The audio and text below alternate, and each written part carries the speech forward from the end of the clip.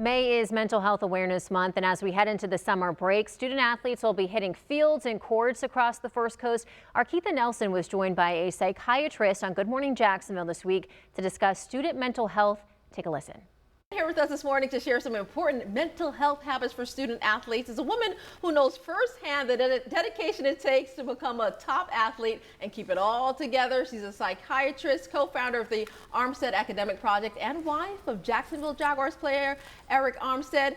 Dr. Mindy Armstead is here with us this morning. Welcome, welcome. Thank you. Thank you so much for having me. How are you feeling? Is this too early for you joining us? It's, the kids have been up, so it's early, but not too bad. Yes, not too bad. So you have multiple babies, by the way. Yes. Three years. Yes, and three. We're talking about back to back to back. What are their ages? 5, 3, and a 1-year-old. Okay, my twins are 7, so I understand. Yeah. Let me say it's pretty busy. But you sent in some really important key points when it comes to student athletes in particular, things to keep in mind. I want to go over those really quickly if we can. First is to separate who you are from how you perform. Explain that.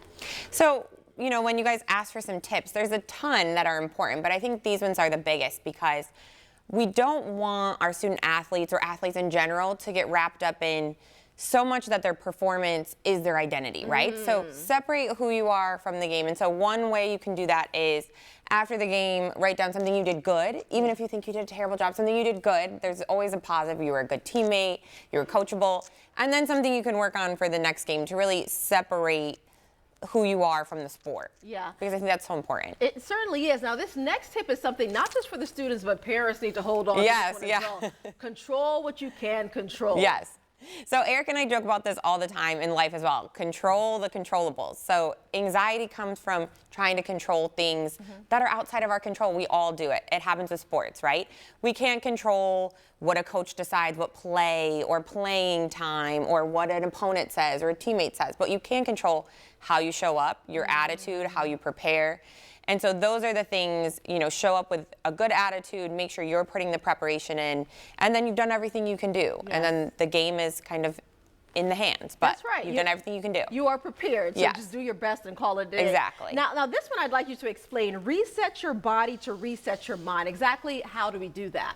Yeah, so a lot of times when we're in stress, it can be a sporting game, giving a speech, your fight or flight takes over. And we've all felt that where our heart's beating fast or our stomach gets in those butterflies. And so that can happen in a big game. And especially students, that sometimes is the first time they're experiencing that. So what I want kids to do and what I've talked to my husband about a lot is, and it's something you can do and people don't notice, you breathe in for 4 seconds, hold it, breathe out for 6 seconds, and try to do that 5 times. And by doing that, you're blowing off the excess CO2 and basically taking your body out of fight or flight. So your brain can kind of come back online. You're no longer feeling, your body's not thinking you're in danger. Yes. That's a great one. So that's an easy tip to do kind of 6. quietly. Yeah, so inhale 4, exhale 6. I'm going to do this on air. 5 times in a row. I did it on the way over here today. I love that one. Now, there's a program that you and your husband, Arik, started in Sacramento.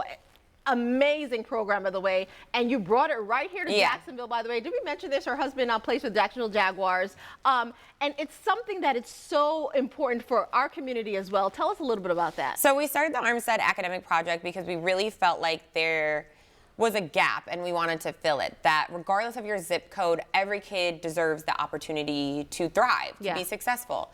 And that could be equal education opportunities, career exploration, college tours.